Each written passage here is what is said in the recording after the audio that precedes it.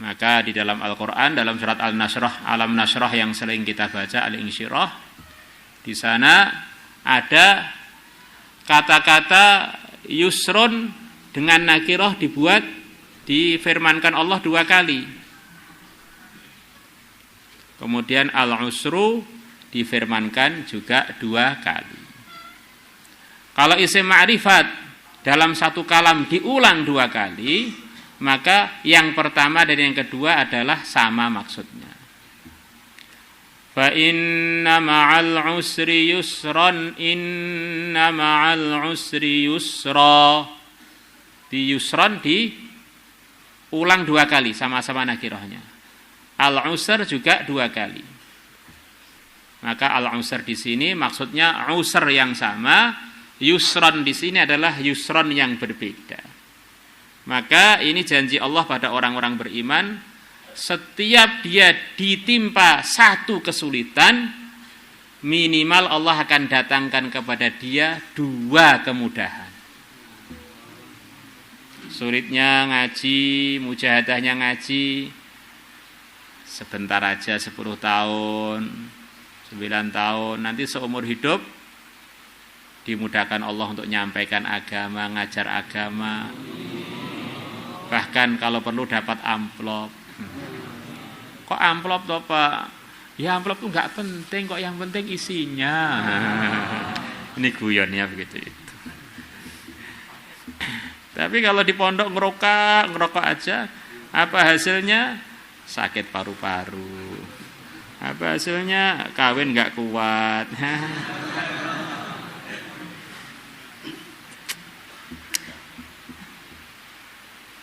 Maka seorang ulama membuat pantun, idza staddat bikal balwa fafakkir fi alam nashrah fa usrun baina yusraini idza fakkartahu tafrah. Kalau ujian sudah memberat kepada kamu, sudah jadi berat, maka fikirkanlah surat alam nashrah. Maka datangnya kesulitan yang terletak di antara 2 kemudahan. Idza fakkartahu, kalau kamu merenunginya, tafrah, maka kamu gembira. Berarti ini sebentar lagi saya akan dapat 2 kemudahan minimalnya.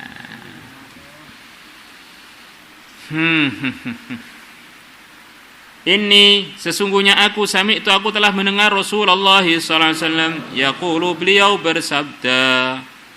Jadi ini ada 3 rajul di sini nih. Rajul pertama, rajul kedua, rajul ketiga, semuanya adalah rajul yang berbeda. Yaqulu, Nabi bersabda, mang tasaddaqa, barang siapa menyedekahkan bidamin dengan darah, dia dilukai sampai keluar darah, di antaranya darah di sini ini. Audunau, atau di bawahnya darah, ditempeleng kan biasanya enggak berdarah, atau diludahi kan enggak berdarah. Biasanya dicubit ya paling enggak berdarah, lebam-lebam. Karena maka adalah sedekahnya dia pada kezaliman yang telah ditimpakan pada dia, kafaratan lahu, adalah merupakan penghapus dosa lahu bagi dia yaumal qiyamati, pada hari kiamat. Kita ini kan mau ke akhirat. Dunia ini kan sudah, tinggal kita tinggal aja. Nanti di akhirat kita harus siap-siap pembela ini, pembela itu, karena kita ini salahnya banyak. Maka kita harus cari pembela-pembela yang banyak, hafalan Quran, ngaji, kenal dengan orang soleh, sedekah, memaafkan, dan seterusnya, biar macam-macam rintangan di akhirat itu kita bisa melaluinya dengan selamat. Jangan orang itu pikirannya pendek, dunia itu sudah, tinggal meninggalnya saja. Pikir akhirat begitu, nanti kita jadi lebih cerdas. Berapa banyak cerita dalam hadis-hadis yang mungkin sebagian telah kita dengar, orang terhalang dari masuk surga gara-gara satu kekeliruan. Lah kalau pas satu kekeliruan yang menghalangi kita masuk surga itu yang diampuni, ya sudah selesai masalah. Ini baru dari segi meningkatnya derajat dan terhapusnya dosa. Belum lagi firman-firman Allah yang telah lalu, kalau orang memaafkan itu akan dimaafkan oleh Allah tanpa terbatas. Ini kan baru salah satu sabda Nabi. Kemudian dia akan disayang oleh Allah. Ala tuhibbuna ayyaghfir lakum wallahu ghafurur rahim. Terus hadis-hadis yang telah lalu diantaranya orang yang begitu itu akan dicintai oleh Allah. Di antara itu adalah sifatnya orang-orang takwa, bukan sekedar dimaafkan tapi dijanjikan surga untuk dia. Sifat-sifatnya orang takwa adalah wal 'afina 'anil nas di antaranya. Maka memahami hadis itu harus lengkap. Rasakan Rasulullah itu menyabdakan sekian banyak hadis yang telah kita dengar itu di dalam satu majelis, bukan untuk ditabrakkan tetapi untuk dikumpulkan. Nah, begitu. Nanti baru memahami hadis itu lebih cermat, lebih jeli dan lebih jelas. Faqala al-Ansari, maka si laki-laki Ansari mengatakan, anta sami'tahu, apakah engkau mendengarnya min Rasulillah, dari Rasulullah sallallahu alaihi wasallam? Qala Abu Darda tak menjawab, sami'athu udhunaya, telah mendengar sabda tadi, udhunaya, dua kupingku, wa wa'ahu, dan telah menghafalnya qalbi, hatiku. Qal, maka si Ansari mengatakan, fa inni, maka sungguhnya aku adzaruha, aku membiarkan atau mengikhlaskan, biarkan jinayah lahu, kepada si Quraisy. Ya dah, tak ikhlaskan aja, tak biarkan aja, enggak saya tuntut. Qala Muawiyah, itu Sayyidina Muawiyah mengatakan, selepas diikhlaskan, ya sudah, saya enggak menuntut saya. Sayyidina Muawiyah mengatakan, la jaroma, pasti, la ukhayyibuka, aku tidak akan mengecewakan kamu karena kamu telah berbuat baik pada si Quraisy itu. Ternyata dia enggak terima terbusan, malah dapat hadiah dari Amirul Mukminin waktu itu. Fa'amara lahu, maka Sayyidina Muawiyah memerintahkan lahu untuk si Ansari bimalin, dengan harta. Dapat pahala di akhirat sana, dapat harta di dunia sini tanpa dikira-kira. Itulah di antara barokahnya takwa. Masya Allah, ziarah ke Bali, ketemu teman-teman muslim di sana, semangat-semangat. Masjidnya penuh sampai ke halaman-halaman. Pengajiannya lengkap, ada bapaknya, ada ibunya, ada anaknya, Masya Allah.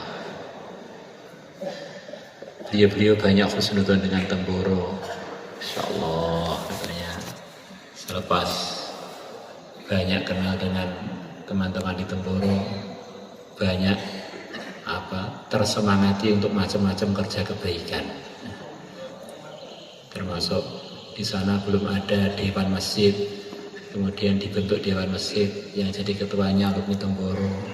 Ada beberapa tempat yang sudah sekian lama tempat itu madrasahnya mati, kemudian diurus Anti Temboro, sekarang hidup. Cerita-cerita kebaikan-kebaikan, sampai saya sendiri kan jadi orang Temboro itu agak malu gitu. Maka teman-teman di sini, bagaimana husnudzonnya teman-teman Bali itu kita realisasikan dalam kehidupan. Kita cari hal-hal yang baik-baik untuk kita tingkatkan dan kita sebarkan, kita perjuangkan, kita koordinasikan dengan umat Islam seluruh dunia, insya Allah. Mungkin di Karangasem itu termasuk pengajian yang banyak atau terbanyak ya kemarin itu, baik pun malamnya ataupun jamaah subuh berjamaah. Katanya orang-orang Hindu itu pada terkesan juga, ini rombongan yang datang kok auranya beda. Ya saya bilang, bagaimana nggak beda, istrinya 4 ya.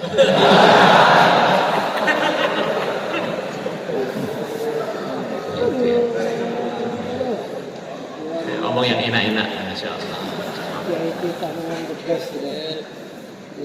Jadi orang-orang Islam di Bali itu secara umum memang sangat dimuliakan oleh leluhur Bali. Mereka datang ke sana jadi undangannya raja-raja Hindu di sana untuk ikut menjaga dan membantu raja sana. Akhirnya mereka dimuliakan di posisi khusus, diberi tanah khusus, diberi jabatan khusus.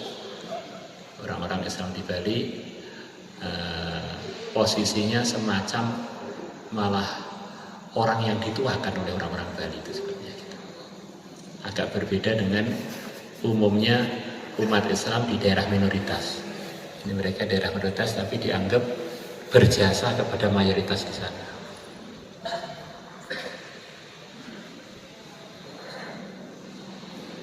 Kesimpulannya, banyak tempat yang siap untuk kita ajak koordinasi.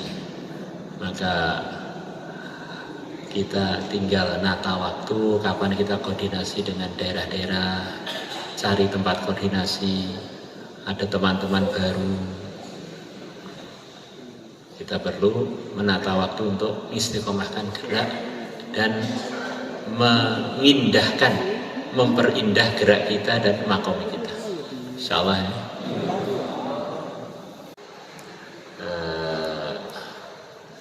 Ada kemungkinan kalau teman-teman siap, kalau nanti ada panggilan ya pengajian sebentar kalau jadi, mungkin nanti di sini besok atau lusa, kira-kira siap hadir nggak kira-kira? Nanti kalau jadi, karena ini belum ada teman-teman baik, orang-orang yang istimewa pada mau datang, termasuk nanti mungkin malam Ahad juga. Dari tempat mana itu masih belum waktunya dimunculkan. Kadang-kadang perkara itu kan perlu dirahasiakan demi hal yang lebih rahasia lagi.